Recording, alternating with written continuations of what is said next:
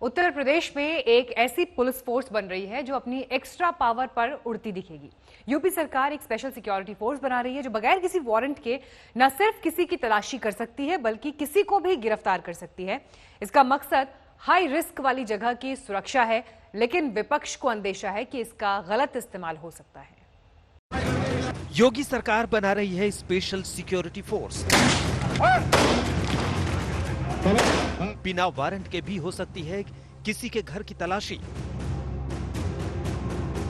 तलाशी छोड़िए, वारंट बगैर हो सकती है गिरफ्तारी। और हां, एसएसएफ के एक्शन पर आप नहीं करा सकते मुकदमा।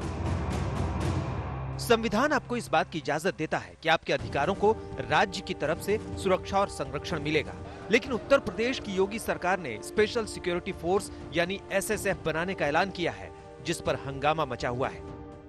लेकिन इसे बनाने के पीछे सरकार का तर्क ये है कि एसएसएफ को राज्य में बन रहे कई एयरपोर्ट की सुरक्षा का जिम्मा दिया जाएगा। एसएसएफ को ही यूपी में मेट्रो की भी सुरक्षा का जिम्मा दिया जाएगा। साथ ही यूपी के बड़े मंदिरों की सुरक्षा भी एसएसएफ ही करेगी। हाईकोर्ट से लेकर बड़े बड़े औद्योगिक और आर्थिक केंद्रों की सुरक्षा भी एसएसएफ करेगी। साथ ही अगर कोई निजी संस्थान चाहे तो पैसे देकर एसएसएफ की सुरक्षा ले सकती है। वहां भी एसएसएफ के असीमित अधिकारों में कोई कटौती नहीं होगी।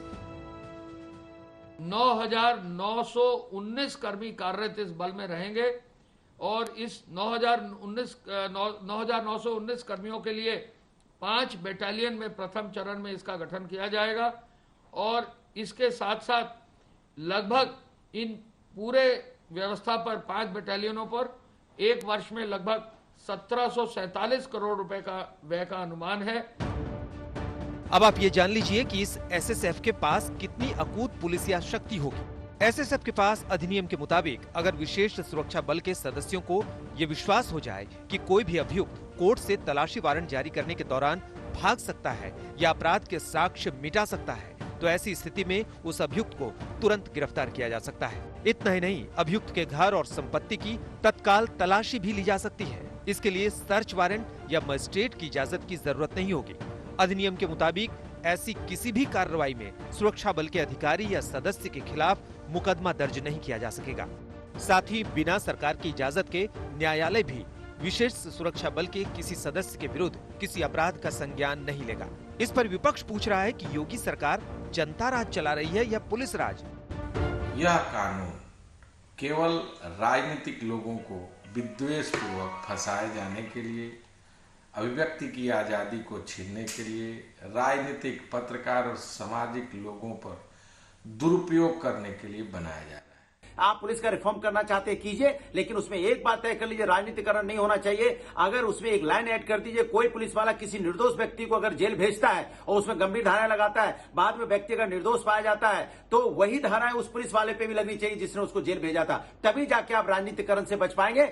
उत्तर प्रदेश की राजनीति ही नहीं, वहाँ के अलग अलग समाजों में भी एसएसएफ को लेकर कई सवाल सुलगने लगे हैं। क्या इससे पुलिस को असीमित अधिकार नहीं मिल जाएगा? अगर पैसे पर निजी संस्थान इसकी सेवा ले सकते हैं तो क्या इसका बेजा इस्तेमाल नहीं हो सकता है? अगर प्राइवेट अस्पताल इसका इस्तेमाल करें तो परिजनों और मरीजों का शोषण होगा, तो क्या उनकी आवाज एसएसएफ के बूटों के नीचे दबाया नहीं जा सकता है?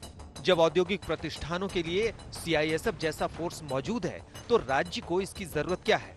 क्या यूपी को का अधिनियम और संपत्ति वसूली जैसी हड़बड़ी में उठाया कदम नहीं है? क्या इससे आम आदमी की संवैधानिक सुरक्षा खत्म नहीं हो सकती है? क्या आर्टिकल 21 के तहत मिला संरक्षण एसएसएफ के सिपाही के विवेक का गुलाम नहीं हो जाएगा? और इस बात की क्या गारंटी है कि इस एक्ट की फंक्शनिंग का आगे विस्तार नहीं किया जाएगा?